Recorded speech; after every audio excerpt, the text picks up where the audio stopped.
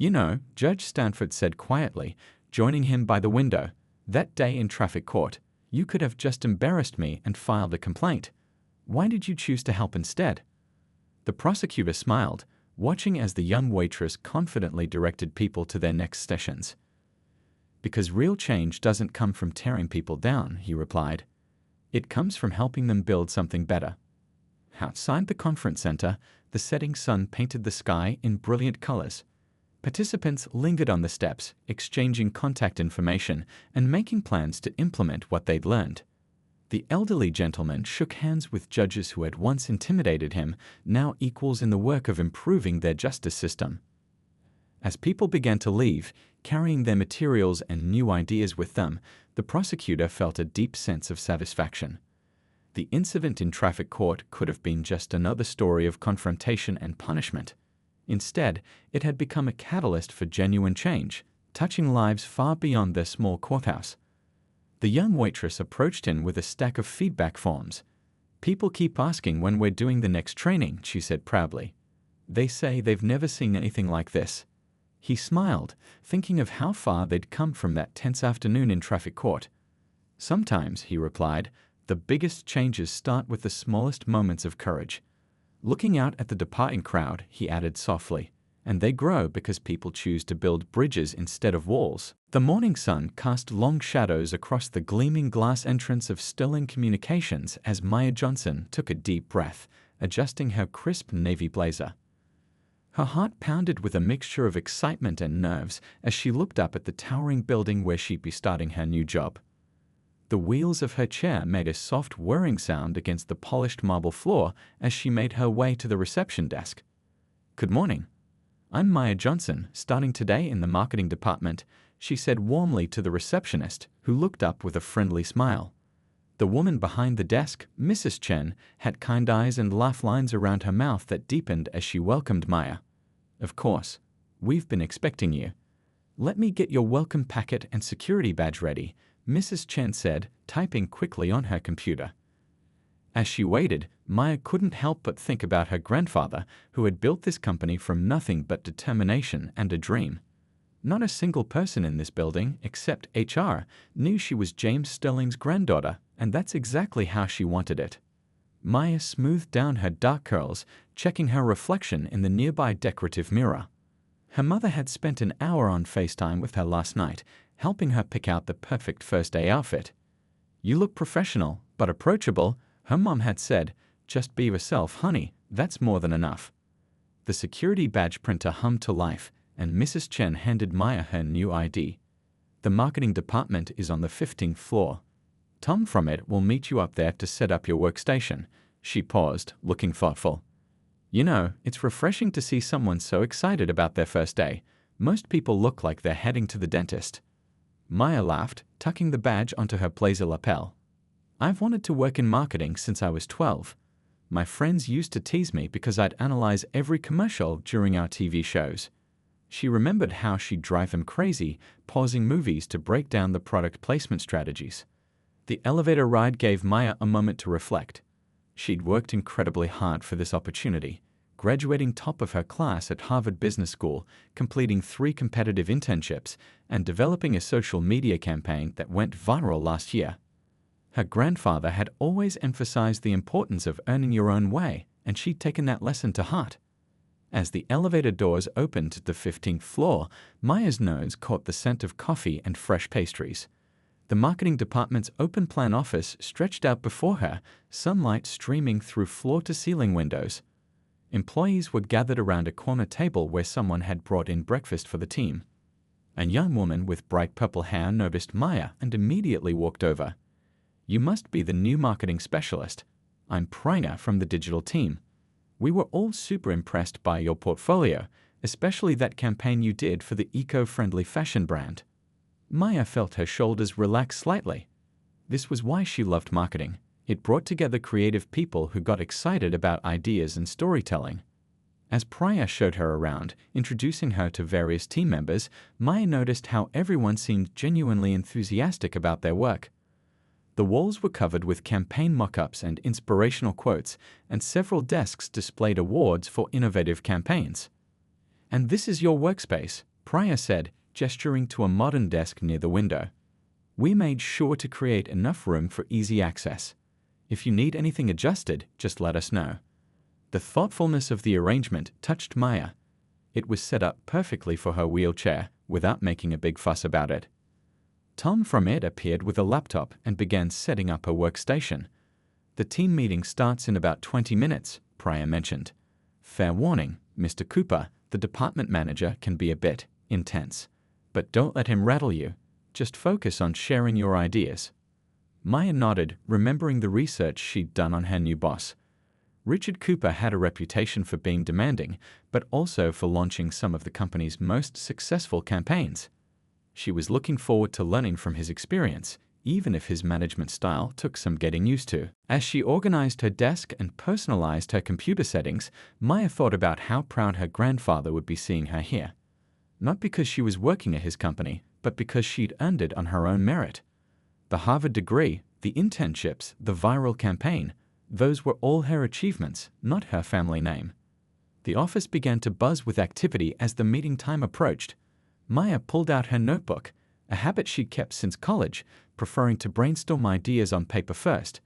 She had already studied the company's recent campaigns and had several ideas for their upcoming project with a major tech client. Looking around at her new workplace, Maya felt a surge of confidence. This was where she belonged, where she could make a real impact. Whatever challenges lay ahead, she was ready to face them head-on. What she didn't know was that her first real test would come sooner than expected, and from a direction she hadn't anticipated. The morning sun continued to climb higher, casting a golden glow across the office as Maya wheeled herself toward the conference room for her first team meeting. She was ready to prove herself, not as James Sterling's granddaughter, but as Maya Johnson, the marketing specialist who had earned her place at the table. Maya wheeled into the conference room 5 minutes early, choosing a spot near the end of the table where she could easily position her chair. She'd learned from experience that being early meant avoiding the awkward shuffle of people trying to make space at the last minute. One by one, her new colleagues filtered in, some offering friendly smiles, others too absorbed in their phones to notice her. Richard Cooper strode in exactly at 9 o'clock a.m., his presence immediately commanding attention. He was tall, with perfectly pressed clothes and the kind of confidence that came from years of getting his own way. Without so much as a glance in Maya's direction, he began the meeting. Right, let's get started. First item, the Tech Solutions campaign. We need fresh ideas, people, something that hasn't been done before. He scanned the room, his gaze skipping over Maya as if she weren't there. Anyone? Maya had spent hours researching tech solutions and their competitors. She raised her hand, waiting to be acknowledged. Cooper's eyes swept past her again, pointing instead to someone across the table. After 3 other team members shared their ideas, Maya spoke up anyway. I've actually analyzed their current market position, she began confidently, and I think we could approach this from a different angle. Their competitors are all focusing on corporate clients, but there's an untapped market in small businesses that... Did someone say something? Cooper interrupted, finally turning toward her with an expression of exaggerated surprise. Ah, yes, the new hire. Listen. He paused, clearly waiting for her name. Maya Johnson, she supplied, keeping her voice steady. Listen, Maya, he continued, pronouncing her name with slight disdain. We have a certain way of doing things here. Maybe at your previous, wherever you were, they did things differently. But here, we wait to be called on. And frankly, I prefer to hear from people with actual experience in high-stakes campaigns. The room fell uncomfortably silent. Maya felt heat rise to her cheeks, but kept her composure. I understand, Mr. Cooper. However, my portfolio includes several successful campaigns, including the eco-style project that went viral last quarter. I believe my perspective could be valuable for... Ah yes, the diversity hire portfolio, Cooper cut in with a thin smile. Very inspiring. But Tech Solutions is a multi-million-dollar client. We can't afford to experiment with unproven strategies just to appear inclusive. Several team members shifted uncomfortably in their seats. Pryor, sitting across the table, looked like she wanted to say something but remained silent. Maya took a deep breath. My suggestions are based on market research and data analytics, not experimental. Moving on, Cooper announced loudly. Next item on the agenda, office logistics. The client meeting room on the 16th floor will be under renovation next week. We'll need to use the backup room on this floor. Maya raised her hand again, this time waiting until Cooper reluctantly acknowledged her. The backup room's doorway is too narrow for my wheelchair. Would it be possible to hold the meetings in conference room C instead? It's actually closer to the client elevator. Cooper's expression hardened. We can't rearrange the entire office every time someone has a special requirement. Perhaps you'd be better suited for a less demanding position, one that doesn't require so many accommodations. The words hung in the air like a physical presence. Maya felt dozens of eyes on her, some sympathetic, others carefully averted. She thought of her grandfather's words. Your worth isn't determined by other people's limitations. Mr. Cooper, she replied calmly, though her hands were trembling slightly under the table. The Americans with Disabilities Act requires reasonable accommodations in the workplace. Conference Room C is already fully accessible and available. It's not a special arrangement, it's simply using existing resources efficiently. Cooper's face flushed red. Well, bringing up legal requirements already, are we? That's exactly the kind of attitude that. He stopped abruptly as his phone buzzed. Glancing at it, he straightened his tie. We'll continue this discussion later. For now, everyone get back to work. And Maya? He paused at the door. Try to remember you're still in your probationary period. As people filed out of the room, Priya lingered behind. That was totally out of line, she whispered. You should report him to HR. Maya shook her head slightly, pulling out her phone to make a note. Not yet, she said quietly. First, I need to document everything. Dates, times, exact words used. She looked up at Priya with a small smile. My grandfather always says that patience isn't about waiting, it's about how you act while you're waiting. The rest of the morning passed in a blur of passive-aggressive emails from Cooper assigning her entry-level tasks well below her qualifications. Each one she handled professionally, saving copies to a folder she'd created. When lunchtime came, she wheeled herself to the nearby park, needing a moment of fresh air. Sitting under a tree, Maya pulled out her lunch and thought about her options. She could file a complaint, but that might make things worse. She could reveal her connection to the CEO, but that would undermine everything she'd worked for. No, she decided, taking a bite of her sandwich. She would handle this her own way, with dignity, documentation, and determination. Her phone buzzed with a text from her mother. How's the first day going, sweetheart? Maya stared at the screen for a long moment before replying, interesting, definitely interesting. She wasn't ready to worry her parents yet. After all, this was just day one. But as she headed back to the office, Maya couldn't shake the feeling that this was only the beginning of her challenges with Richard Cooper. Over the next few weeks, Maya proved herself to be an unstoppable force in the office. She arrived early each morning, her laptop humming to life before most of her colleagues had even hit their snooze buttons. The cleaning staff grew used to seeing her there, sharing their morning coffee with her as the sun rose over the city skyline. You're here even earlier than usual, said Rose, one of the cleaners, placing a steaming cup of coffee on Maya's desk. Another big project. Maya nodded, gesturing to her screen filled with analytics data. The Tech Solutions campaign launch is next week. I've found some interesting patterns in their target audience behavior. She took a sip of coffee, grateful for Rose's daily kindness. These quiet morning moments helped her prepare for whatever challenges the day might bring. Her work was starting to turn heads.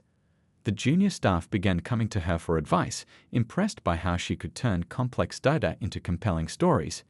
Even some of the senior team members would casually stop by her desk, asking for her input on their projects. But as Maya's reputation grew, so did Cooper's hostility. It started with small things. Accidentally scheduling team meetings in rooms without wheelchair access, then acting put out when they had to be moved. Every time Maya spoke in meetings, he'd check his phone or shuffle papers, making it clear he wasn't listening. One morning, Maya arrived to find her desk had been moved to a corner far from her team. Office reorganization, Cooper explained with a smirk when she questioned it. We need to maximize space efficiency. The new location made it difficult for her to reach the printer or join impromptu team discussions. But Maya refused to let it affect her work. She turned her corner into what the team jokingly called the solution spot, a place where people could come for fresh ideas and honest feedback. She kept a bowl of candy on her desk, and soon enough, even the most reserved colleagues were stopping by. "Maya, you're not going to believe this," Priya whispered one afternoon, rolling her chair over. "Remember that social media strategy you proposed for tech solutions? The one Cooper dismissed? Well, I just saw him presenting it to the board as his own idea." Maya wasn't surprised. She'd been keeping detailed records of everything: emails, meeting notes, timestamps of when she'd submitted her proposals. Each incident went into a folder on her personal drive, building a paper trail that told its own story. The real turning point came during the client meeting preparations. Maya had spent weeks researching Tech Solutions' market position, creating a comprehensive presentation that could change the game for both companies. When she submitted it, Cooper didn't even look at it. "I need you to handle some data entry," he said, dropping a stack of papers on her desk. "The real team will handle the presentation." His emphasis on real made several nearby colleagues look up uncomfortably. That evening, as most people were heading home, Maya stayed late, double-checking her numbers. The office was quiet except for the gentle hum of her computer and the distant sound of traffic below. She thought about calling her grandfather just to hear his voice, to draw strength from his wisdom. But no, she handled this her way. The next morning, she found out Cooper had removed her name from the project team entirely. "We need people who can actually move around the office quickly during the presentation," he announced in the team meeting. "Can't have any delays." Priya stood up immediately. "That's ridiculous. Maya's done most of the research for this project." "Careful," Cooper warned. "Performance reviews are coming up. We wouldn't want anyone's emotional reactions to affect their career prospects." The threat hung in the air like a storm cloud. Maya felt her colleagues' eyes on her, saw their internal struggle between wanting to speak up and fearing for their jobs. She wheeled herself forward slightly. "Mr. Cooper," she said, her voice clear and steady, "I'd like to remind you that I've documented every aspect of my contributions to this project, including the original presentation files with their creation dates and edit history." Cooper's face reddened. "Are you threatening me?" "Not at all," Maya replied calmly. "I'm simply stating facts, as any good marketing professional should." The room was so quiet you could hear the air conditioning humming. Cooper looked like he wanted to say something more, but instead grabbed his phone and stormed out. Later that day, Maya found anonymous notes of support on her desk. "We've got your back," one read. "You're the best thing that's happened to this team," said another. She carefully tucked them into her documentation folder, not as evidence, but as reminders that integrity eventually reveals itself. That evening, as she wheeled herself out of the office, Maya caught her reflection in the lobby windows. She saw what her grandfather must have seen years ago when he started this company, someone who refused to let others define their worth. The security guard waved goodbye, calling out, "See you tomorrow, Maya." "Definitely," she replied with a smile. Because no matter what Cooper threw at her, tomorrow was another chance to prove that capability had nothing to do with how a person moved through the world and everything to do with how they moved through life. The morning of the Tech Solutions presentation dawned bright and clear. Maya arrived extra early, her portfolio tucked neatly in her laptop bag. She'd spent weeks preparing for this moment, fine-tuning every slide, checking every number twice. The conference room buzzed with energy as the team set up for what could be their biggest client meeting of the year. "The clients are in the lobby," Priya announced, rushing past with an armful of presentation materials. "Cooper wants everyone in position in 5 minutes." Maya wheeled toward the conference room, only to find Cooper blocking the doorway. He wore his usual expensive suit and a smile that didn't reach his eyes. "Oh, I forgot to mention," he said, loud enough for others to hear. "We'll be using the smaller room today. You know, the one with the narrow door? Perhaps you should wait at your desk instead." The team froze. Everyone knew Maya had developed nearly half of the presentation they were about to give. Her research had uncovered the key insights that shaped their entire strategy. "Mr. Cooper," Maya said calmly, "I'm the lead researcher on this project. The clients will expect to meet the whole team." "The whole team?" Cooper laughed, but there was no humor in it. "Let's be clear about something. You're not really part of this team. You're just here because of some quota we needed to fill." A sharp intake of breath came from somewhere behind Maya. She could feel her hands trembling slightly, but kept them steady on her wheelchair arms. Actually, she replied, her voice clear and professional, I'm here because I graduated top of my class at Harvard Business School. I'm here because my last campaign went viral and increased client revenue by 200%. I'm here because I earned it. Cooper's face darkened. You think your fancy degree matters? You can barely move around the office without special treatment. How do you expect to handle a fast-paced corporate environment? This isn't some charity organization. The elevator dinged and footsteps approached. The tech solutions clients would be turning the corner any second. Cooper stepped closer, lowering his voice to a harsh whisper. You're playing the victim card, aren't you? Always expecting special treatment, special accommodations. Well, let me tell you something. Is there a problem here? The new voice came from behind Cooper. Everyone turned to see an older man in a perfectly tailored suit standing there. Maya's heart skipped a beat. She hadn't expected her grandfather to visit today. But before anyone could speak, Cooper jumped in. No problem at all, just explaining to our diversity hire why she needs to wait outside for this meeting. Space issues, you understand.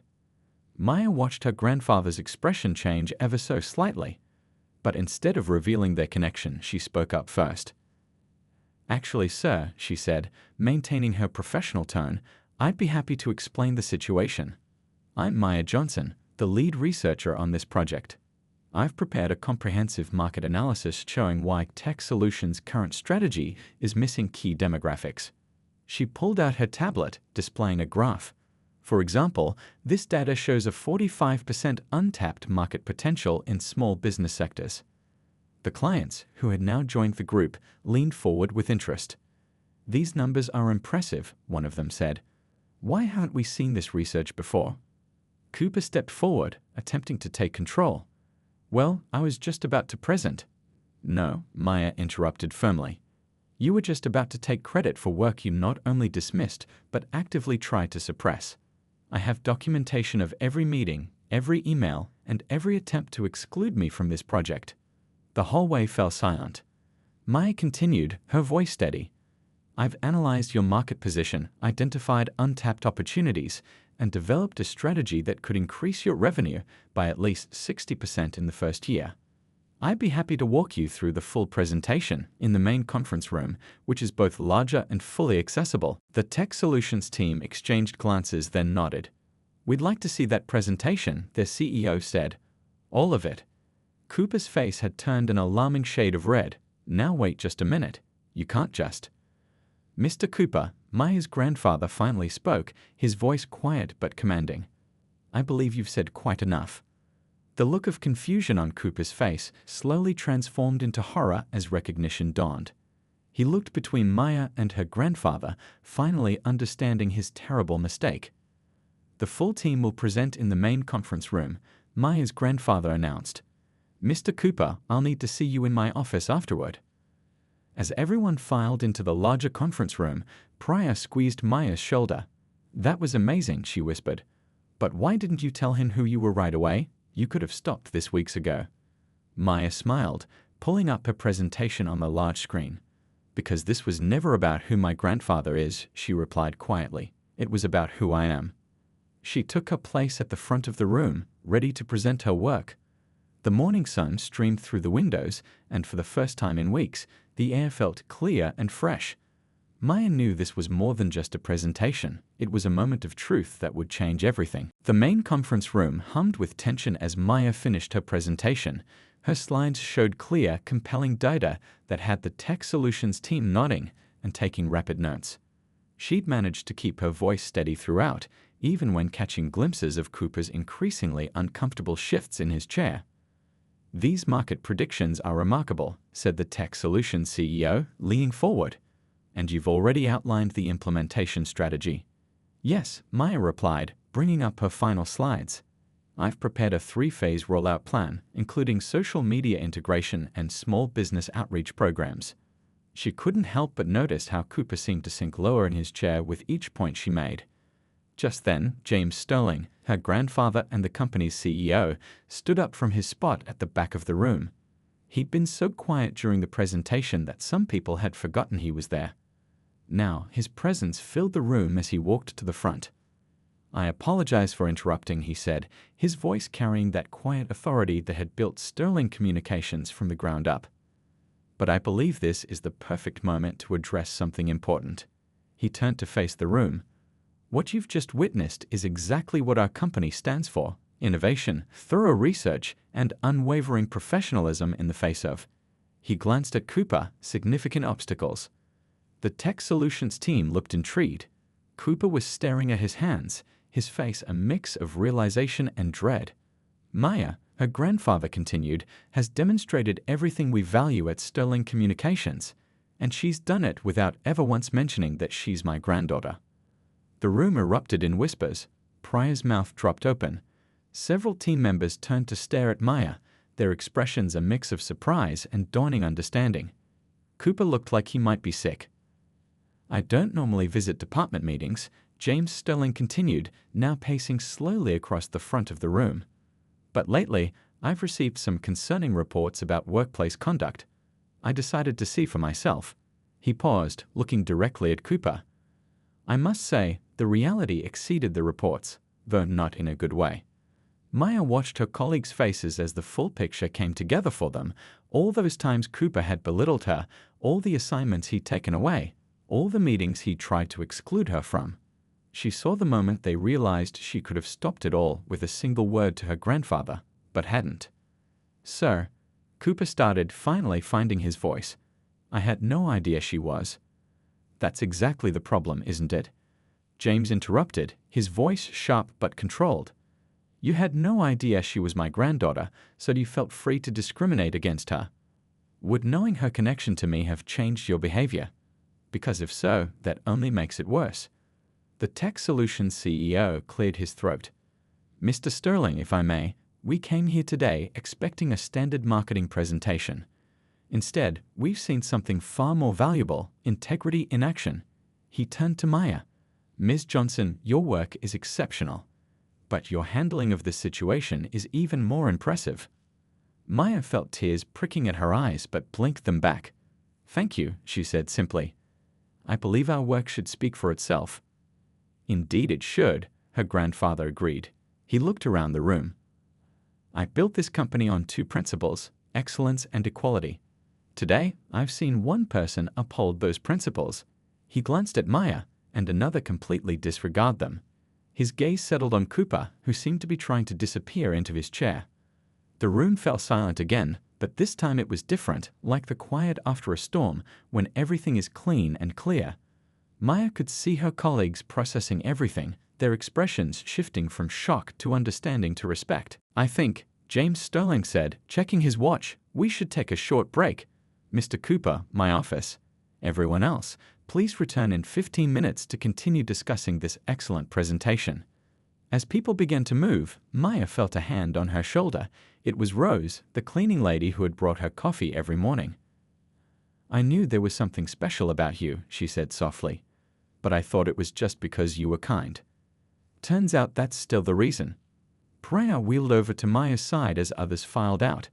"All this time," she whispered, "you could have just—" Maya shook her head. "That would have defeated the purpose," she replied quietly. "Change doesn't come from using power, it comes from showing people a better way." Through the glass walls, she could see her grandfather leading Cooper toward the executive elevator.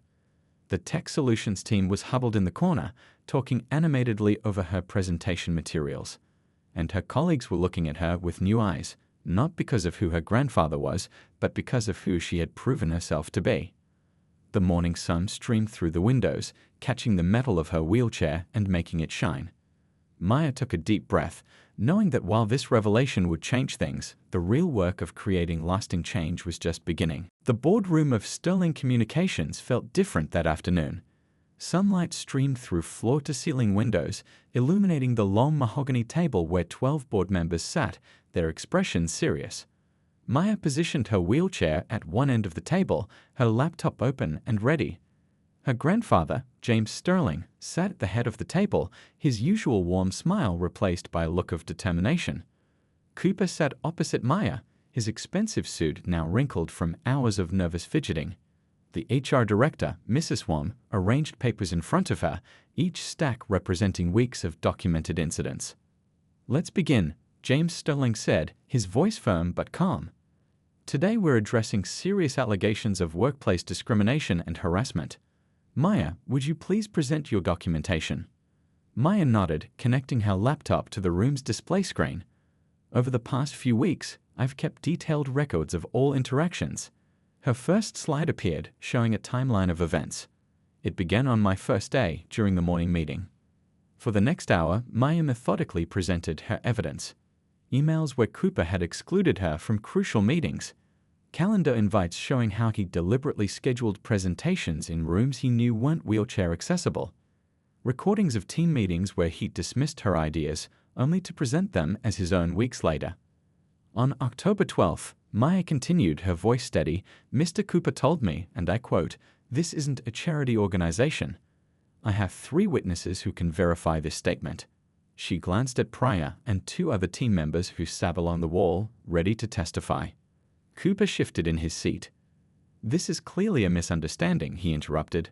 "I was simply trying to maintain professional standards. The accommodations she required were disrupting normal workflow." One of the board members, an elderly woman with silver hair, leaned forward. "Mr. Cooper, could you explain how using an already accessible conference room disrupts workflow?" "Well, Cooper tapped at his collar. "It's not just about the room. It's about efficiency. Our clients expect a certain level of mobility." "Interesting," the board member replied. "Because I've reviewed the tech solutions presentation feedback. They were extremely impressed by Ms. Johnson's work. In fact, they've specifically requested her to lead their account."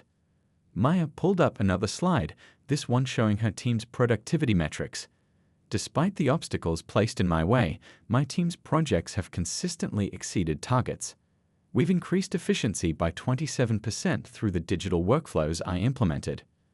"This is ridiculous," Cooper burst out, his facade finally cracking. "She's only here because of who her grandfather is. She's playing the victim to get special treatment." The room fell silent. James Sterling slowly stood up.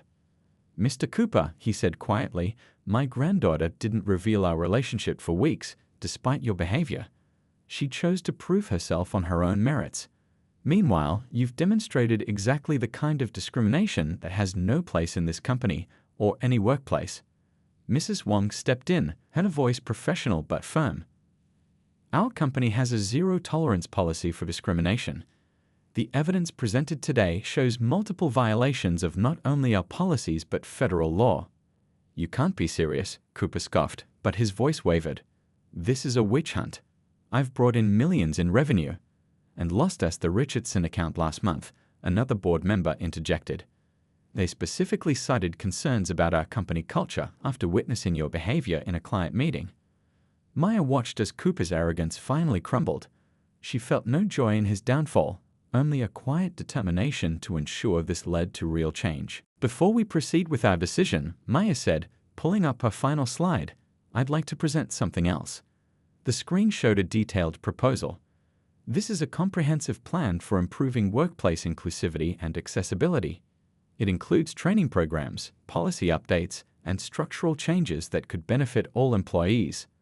The board members leaned forward, interest sparked in their eyes. Even Cooper looked up, surprise crossing his face. "While my experience has been challenging," Maya continued, "it's shown me areas where we can grow as a company. This isn't about punishment, it's about progress." James Sterling smiled for the first time that afternoon. "This is exactly why perspective matters," he said.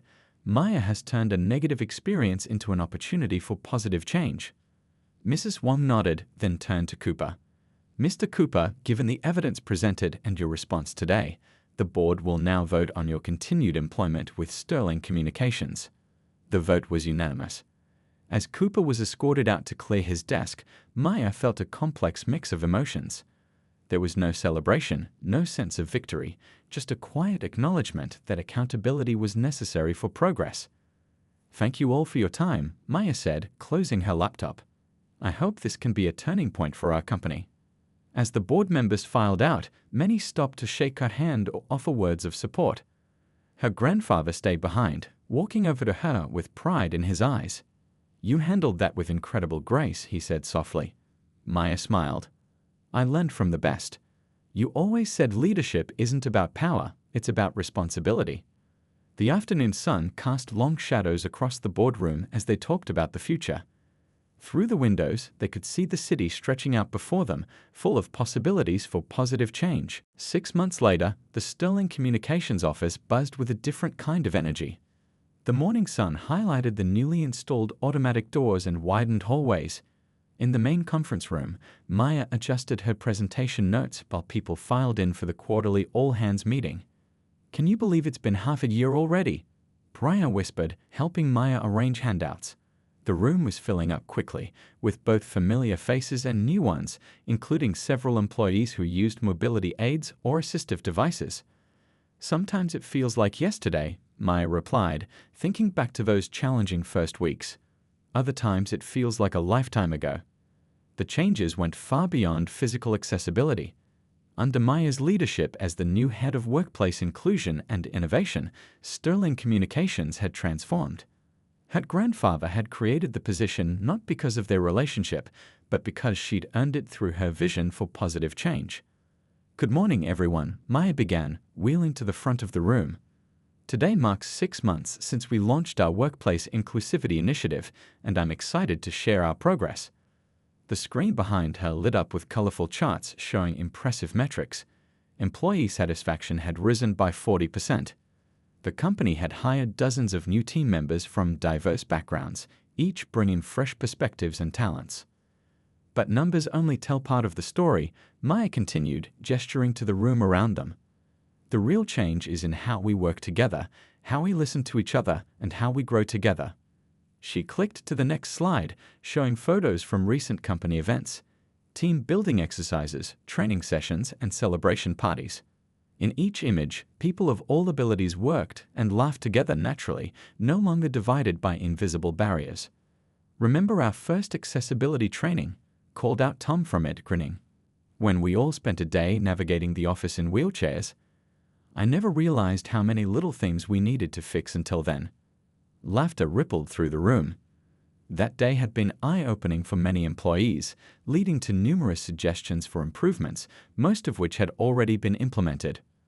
"Or the client meeting last month," added Mrs. Chen from reception, when that big tech firm CEO said he chose us specifically because of our inclusive workplace practices. Maya nodded, pride warming her chest.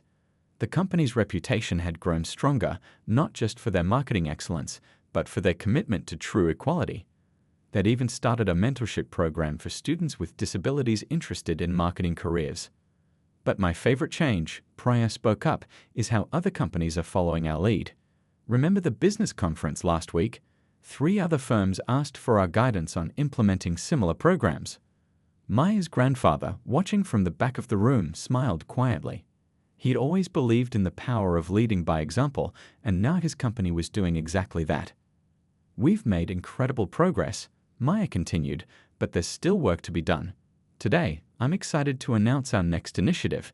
She clicked to a new slide showing plans for a comprehensive internship program aimed at giving opportunities to talented individuals who might otherwise be overlooked. Rose, the cleaning lady who'd been Maya's early morning friend during those difficult first weeks, now sat in the audience wearing a company badge.